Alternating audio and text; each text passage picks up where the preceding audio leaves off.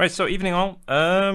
What I want to just demonstrate in this short classroom, where we analyze an artist of choice, so someone really like, and then we apply that knowledge onto the uniform. We're going to essentially stylize it. Now, stylizing doesn't mean making it more cartoony necessarily, right? But if that's the style you're analyzing, then that is what you should be doing. However, if you analyze an artist that is a lot more realistic, say someone like Rockwell, for instance, there's still some stylization, but it's just more design choices, not necessarily something that is oversimplified. Now, the artist that I'm going to study today is Clément Sauvé, who's a French artist. He unfortunately passed away, but incredibly talented artist. And so I'm going to analyze some of his shapes that he's using in his folds. I'm going to try and repurpose that onto a mannequin. Now, what I want you to do is you're trying to first study all the folds, of course, like I tell you in the assignment. But then secondly, you should try and simplify every piece of the uniform. So whatever uniform you choose from the library, right, you're going to try and simplify that uniform.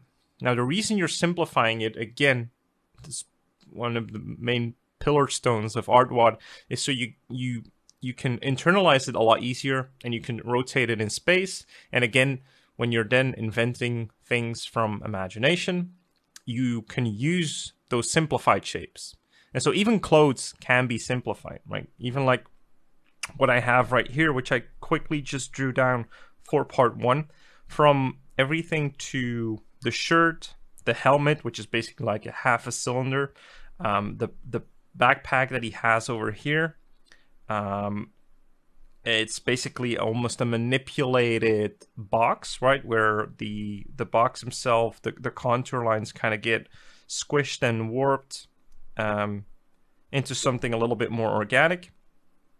Same for the pockets, the trousers, all of that. You should be thinking about the simple contours and not necessarily about the folds, right? So you want to simplify these clothings, this drapery, into very rudimentary forms, because then you're going to rotate that in space, and you're going to apply stylization from the folds themselves onto the mannequin.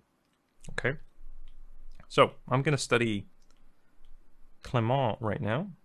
What I'm just going to do is I'm going to particularly look at things that, you know, are going to be represented back into my mannequin, you know, my uniform. So in this case, for me, it's like wide pants, big pants, something with a shirt, you know, even these baggy things like you see here. So all of these things I can use for the stylization of my figure. So let's just get to it. And when I look at Clément, what he does very successfully, like he's essentially applying the rules of design, right? So he's when we look at these zigzag folds that he's applying, you know, normal zigzag folds are very evenly spread. And so what he does very, very successfully is he really applies rules of design and interesting silhouette shapes to it, so that it doesn't become just, you know, another zigzag fold that he just copies. He really designs the fold to make it look more interesting. So he's not only designing the external shapes, he's also designing the internal shapes, which is a very, you know, advanced thing to do. But that's why that's why I make you study, you know, your artist, your favorite artists. That's why you should study them, by the way, is to get a sense of why they make certain design decisions. So I see a lot of you rush over this too fast, actually, where you really should pay attention to analyzing what the artist does and not just blindly copy what they do. So this subtle shape that I was talking about, he's really using the rules of design, right? The line of beauty. So he's using this almost like curve and then an inward curve. So it's like almost a 1/5 versus a 4/5 kind of ratio. Now it's very intuitive. It's not like he's calculating it, but it's very intuitive and it looks very appealing. And so I'm trying to internalize that and keep that in mind, because when I'm going to repurpose that onto my own mannequin, I'm going to be thinking about that actively. And that's something you should be doing as well. So not only blindly copying and then trying to apply, well, you basically cannot apply what you don't analyze, right? If you copy an artist just to get their result, right? If you're just in it for almost copying the result that they get, you're not really going to walk away with any knowledge. You're just going to be, you're just going to have spent time on literally copying what they do, which is not really the point of this exercise at all. All right, so even something as subtle as a half log that he's indicating here, very designerly, very, very appealing. To even something as subtle as, you know, this line down the middle. Now this could be like a a seam line, but he could also just be using that as a way to indicate the contour, you know, which a lot of artists do. Because again, if you any excuse to emphasize the contour of something, again, gives you an excuse to add believability and add structure and add volume, essentially. Right? I'm not going to overanalyze everything on this drawing. What I also like about what he does is he works with very light line weight, which allows him to be a little bit more free in his, you know, the way he sketches out the forms. He doesn't have to be super deliberate, whereas if you use a very thick line, you cannot permit yourself to use a lot of lines, right? You almost have to be scarce with your line work, because otherwise it will just look messy. So the thinner you can go with your lines, the more freedom you actually have to goof around a little bit more.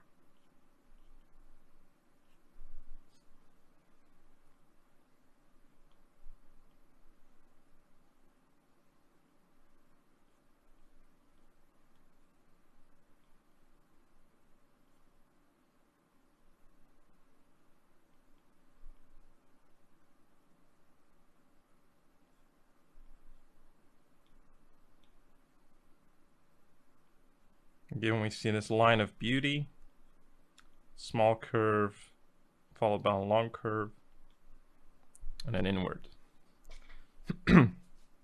So that's one. Now let's do another one. So I'm not, again, going to copy this entire drawing. That's not the idea, nor should you. You know, that's not the point of the assignment. The point of the assignment is to try and understand how the artists that you really look up to, how they make design decisions. Like, why do they do something like this? Why do they do something like this? Right, again here, the sleeve, this is very interesting. Especially the way he simplifies folding, right? It's a little bit more stylized, but again, it still looks believable, especially with the way he uses overlap.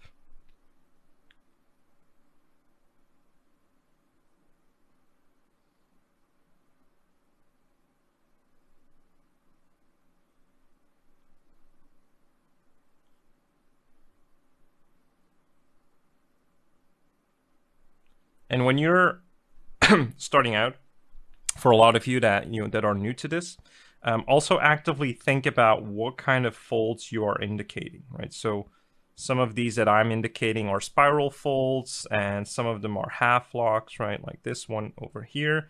Again, subtly indicated. But it is something that the artist is aware of. They're not just making up folds. Well, they are making up folds, but they're making up them. They're making them up with some knowledge in the back of their mind. They know that if you have a pinch somewhere between two, let's call them cylinders in this case, you will most likely get a half lock. If you twist folds around the cylinder, you will most likely create some spiral folding. If you compress somewhere in a sleeve, you will most likely get some zigzag folding. So all of these things in the back of our mind help us to, one, create stylization, but do it in an informed manner so it still stays believable.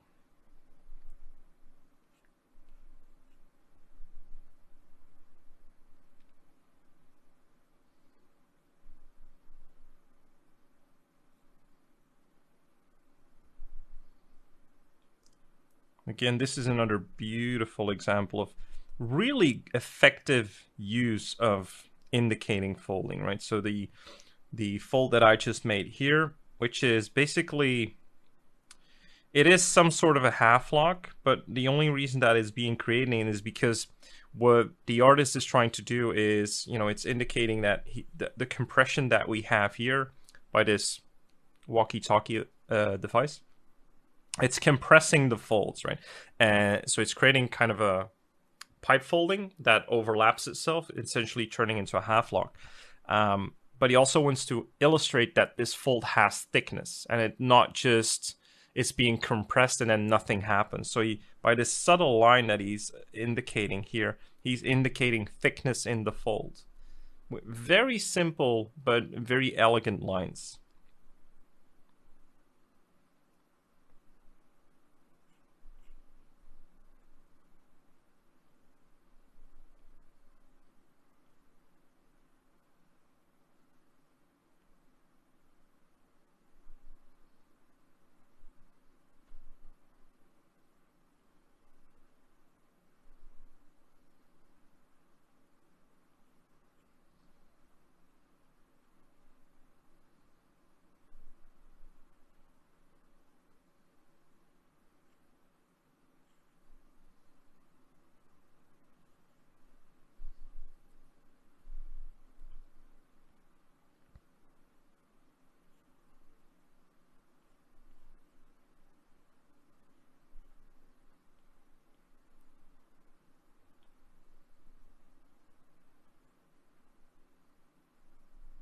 Again, very subtle indication of a half lock here in the sleeve that is rolled up.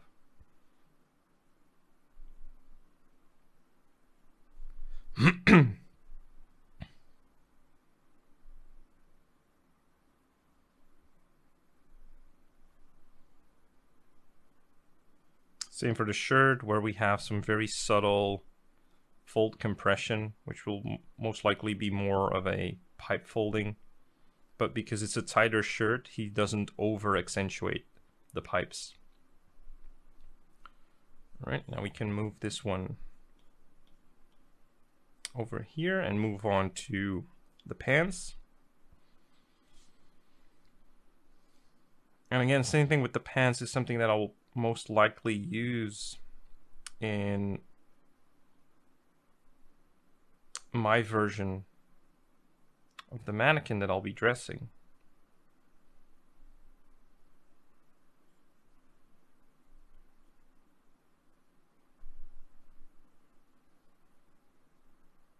Right, as you can see, he's using very graphic shapes, like straight down, goes in, like very graphically. He does this a lot, right? So it's one of his signature things, let's say. I think Edouard Guiton, another French artist, tends to do the same. But it has a very appealing shape design.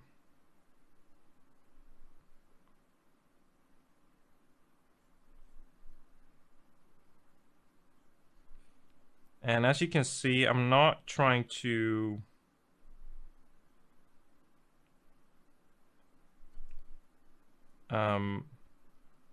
my end result doesn't look exactly like the artist, nor should it, nor could it, right?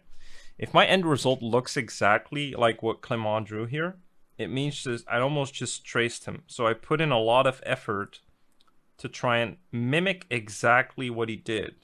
Now, even an artist himself cannot replicate a drawing exactly the same twice, right? Because a drawing just, it kind of evolves through sketching phase, refinement phase, and whatever, with whatever you're feeling at the time, whatever feels good. So if Clément were to draw this character again, it could look very similar if he had to copy it, but there would be certain changes, right?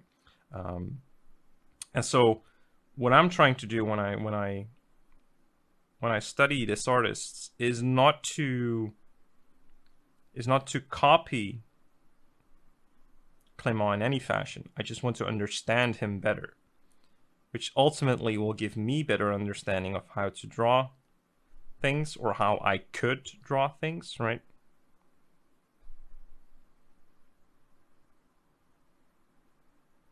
Which will ultimately help my character designs as well.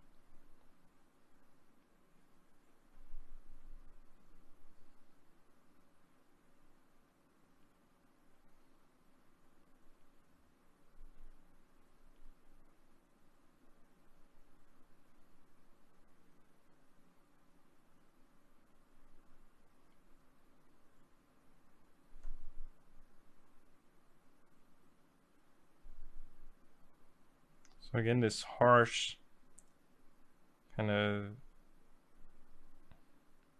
zigzag fold inward that he likes to do. And then it almost feels like he sort of slipped here a little bit with his pencil, because I'm pretty sure he did a lot of this traditional. And again, then something very graphic, right? So he wants to show a part of the leg that is coming out, right? So along the knee. So he shows that in a very graphic fashion. Again, trying to indicate those zigzag folds in a more designerly fashion.